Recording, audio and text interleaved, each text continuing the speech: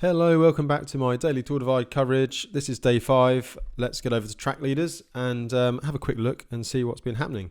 And I'm going to start off with the leader of the women's race, Megan Hakkinen. So she's kind of extended her lead at the moment. So if you look on the side here, she's at mile 875. Anna Jaeger is 795. So she's got got a solid lead now as she's approaching Lima. But it's 1:30 in the morning now, so hopefully she'll. I'm not sure if we get there tonight, but there are a few lodges, hunting lodges on the top of this pass. I slept on the veranda of one in 2022, so hopefully she'll find some shelter. It seems like she's camping most nights anyway, so that shouldn't be a major issue for her. And as you can see, there's a big gap back to Anna. And it looks like she's staying at the hot springs, Elkhorn Hot Springs. So if you remember correctly, that's where our male leaders slept last night. So Justinus, Ulrich and Lawrence Hendam all ended up in the same place, which brings me nicely onto the head of the race. And we've got a bit of a change now. So Justinus, he was leading. He was the first to the hot springs last night, but he had quite a long sleep. He'd not been sleeping an awful lot before that point. So he had a good sleep. Ulrich caught up. Lawrence caught up. And then Justinus left early, and then Ulrich's just been chasing him the whole day. So I've got some messages from both Ulrich and Justinus. And there's some social media from Megan as well. So we will look at those in a second. Before I go any further, just got to say a big thank you to Redshift. As you know by now, if you've been watching the last few days, they're sponsoring this coverage. So thanks very much. They've got all these cool kind of different types of handlebars. This is their kitchen sink bar, which is just waiting to go on my bike with the cool loop on the front. Sometimes you don't need a full-on aero bar, so that's quite a good little alternative. And you can get the bag specifically made to go in there, which is really cool. So yeah, lots of cool stuff from Redshift. Obviously, very grateful for their support. They think outside the box a bit. And check them out.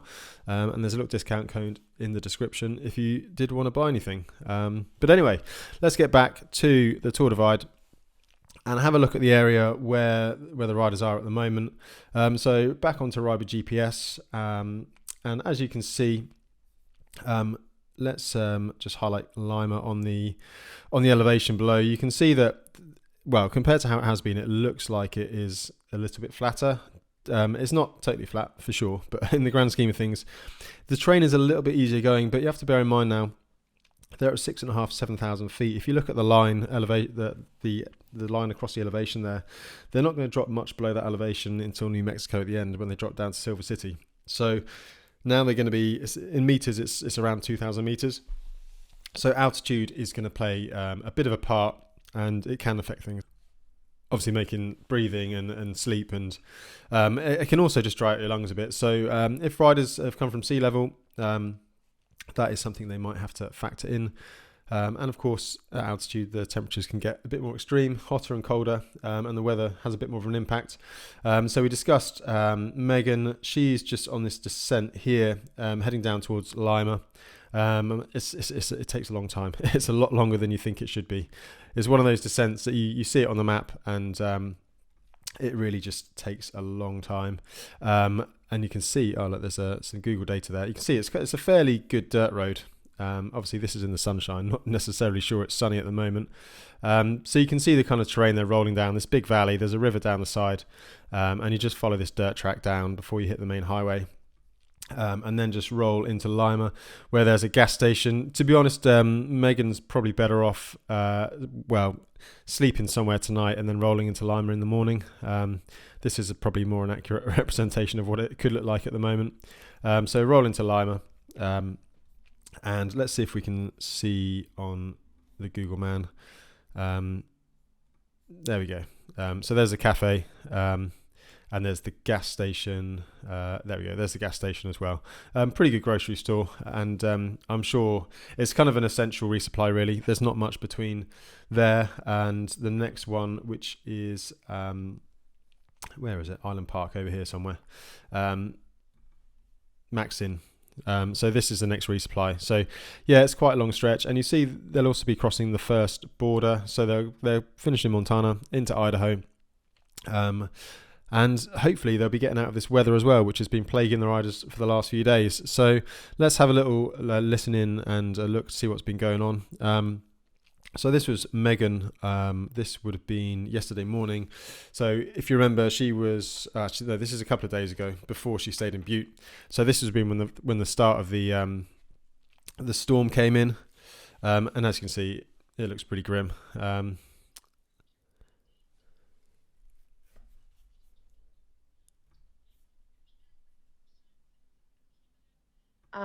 Lava Mountain's a crazy place. I guess it's the joy of being a rookie. You don't really know what you're going to experience. So there we go. Just saying, it was a bit of a surprise on Lava Mountain there. And as I said, what makes Megan's ride so much, so impressive is that not only is she ahead of Lael's record pace and leading the women's field, and right up there, currently 5th overall out of everyone, including all the men. She's a rookie as well, so she doesn't have the benefit of knowledge, which is very key when you're pushing down the divide. Knowing resupplies, knowing what's coming next, all of these things, they all add up and they make a big difference. Let's now, I've got a couple of videos actually from Justinus. So he sent a couple through. So the first one, actually this is Marie Very quick Blaise. Update on Richmond Pass. All of my 3 SRAM batteries are dead because it's too cold, so I'm single speed. At least it's beautiful, but I can't wait to be out of here. Ciao. So that was Marie. That was Marie. So if you remember, she's in 3rd in the women's field. Let me see if I can find her on the map. Where is she? Let's have a little scroll through. Oh, here we go. Yeah. So she is now approaching Helena. So sounds like she's having a bit of a rough time out there, having SRAM battery issues. So the SRAM Axis is wireless. To be honest, I'm not convinced it's the best group set for the Tour Divide. Justinus has had problems.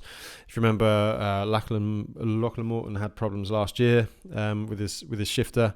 I just don't think it's reliable enough in really sort of extreme harsh conditions. So Marie sounds like she's having a rough time. Hopefully once it warms up, the gears will start working again and the battery's a bit more responsive. If not, it's going to be a long ride. But don't forget, there are riders actually out there riding this single speed anyway. So I'll touch on those in a couple of days once I get some more info. So Justinus, he sent me a message last night, and I think it was before Fleecer Ridge. This one's for you, Josh. I know you would love to be there, huh? Yeah, I bet this is new kind of mud, you know.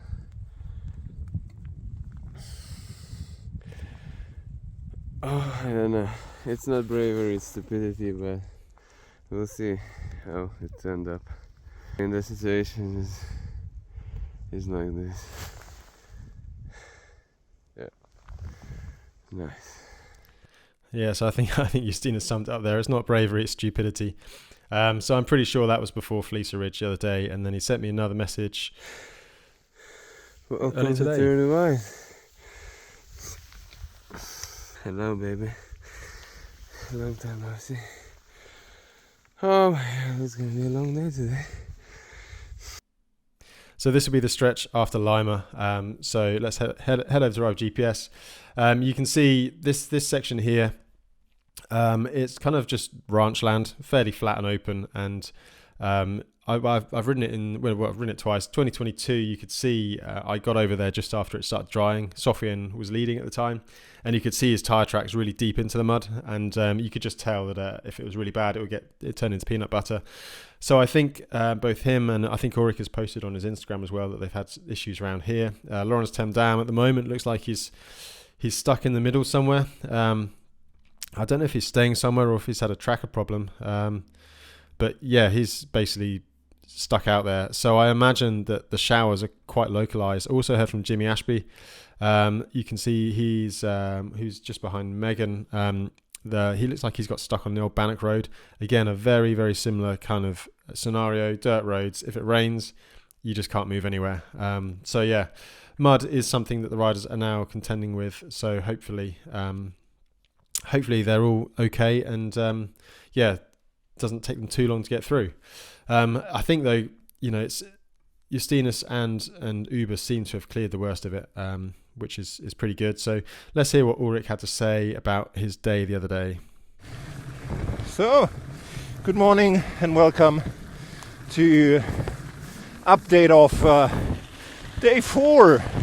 Yesterday was probably the wildest day I ever did on a bike.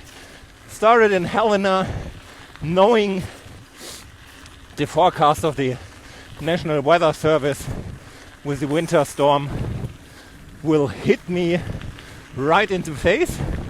So started the first 2 big climbs above 2,000 meter.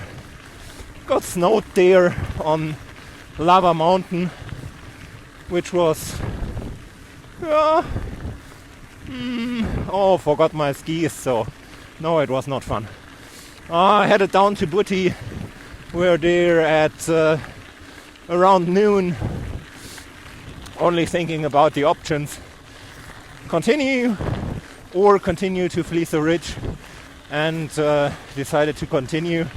So the climb after Butti, heading towards Fleecer Ridge, was super crazy, because it's... So the climb after Butte that Ulrich's referring to, I think that's where Justinus's video was, and it just looks horrendous out there. And bear in mind, I think the mid-pack have really been hit by this as well. So they're going to be glad in the next day or so. It looks like the sort of the main weather front is starting to clear. So hopefully things will warm up and dry up, and it will make life a little bit easier for these riders. Now the next thing I wanted to talk about, there's been a couple of scratches, and so you can see the scratch list down the bottom here, but a few of note. Liam Glenn, we talked about him a lot on the preview on bikepacking.com in the early days as well. Unfortunately, he scratched. He had some sort of health issues, so he won the Highland Trail Race over in Scotland in the UK in 2021, I think it was, on a rigid single speed. And basically, he gave himself, let me try and say this, rhabdomyolysis. Basically, it's when your body and your kidneys start to malfunction, and your body starts basically breaking down muscles for energy, and you get like lots of swelling and things like that. It's actually what Myron Golfman had at Highland Trail this year as well. And basically, I think he suffered that after that win, and I don't think he's fully recovered. And he said to me that basically he felt like his body was starting to go into that mode again. It was starting to not work properly, and he just wasn't willing to risk giving himself permanent damage. And so yeah, a shame to see Liam scratch. Also, I did see that Dan Connell says he's scratching on his Instagram. He was right up there early days as well, but I've not seen him as an official scratch yet, so not 100% sure what's going on with him. So we'll keep an eye on that and see what's happening. And then also I found this quite interesting as well. It's an update on his Instagram from Mateo Perez. Let's see what he says. Wow, I look as bad as I feel. Okay, 2:30. Getting dressed here in the Alpaca Inn. My shoes are wet, my socks are wet, leg warmers are still wet, everything's wet and cold, so it's time to start pedaling. So yeah, there we go. Like, everyone's wet and cold and feeling horrible. But obviously, you may notice is like his face has started to get puffy, and that is that's something that can happen, and it is one of the very, very, very early signs of the problems that Liam had. Your body just stores fluid and fluid retention. Your body's just struggling to process everything. When it's hot and cold and you're tired and fatigued, it can be a problem. So yeah, it's definitely something to look out for. Next updates, I just put this in because it really made me laugh. Alex Kowalski, I think he's up there in the top 10 now. He certainly was in the first few days. Let's have a little look. Where is he? Can't see where he is now. Oh yeah, here we go. Alex Kowalski.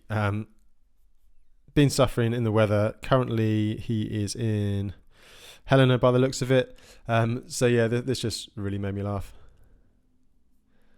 So obviously riding in the snow.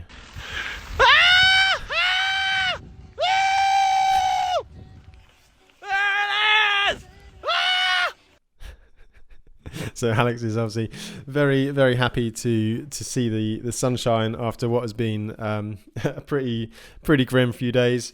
And then JP still out on course. He caught up with Anna Jager. So yeah, good to see Anna. I've not heard an awful lot from her. So let's see what she has to say. I'm all right. How was Fleecer Ridge? So long. I feel a little sick or something, but just going with it. Beautiful out here. It is really pretty. Awesome. How's your day? It was pretty good. Yeah. Cool. Did you stay out of the weather? So yeah, there's Anna. She sounds like she's pretty good spirits still. She's obviously chasing down Megan. So the gap, 795. So like 70 odd miles, 70, 80 odd miles. It's not insurmountable at this point. It's still a very long way to go, and it's important to remember that. Before I go, I just wanted to have a look at the race flow, and you can see the pattern now.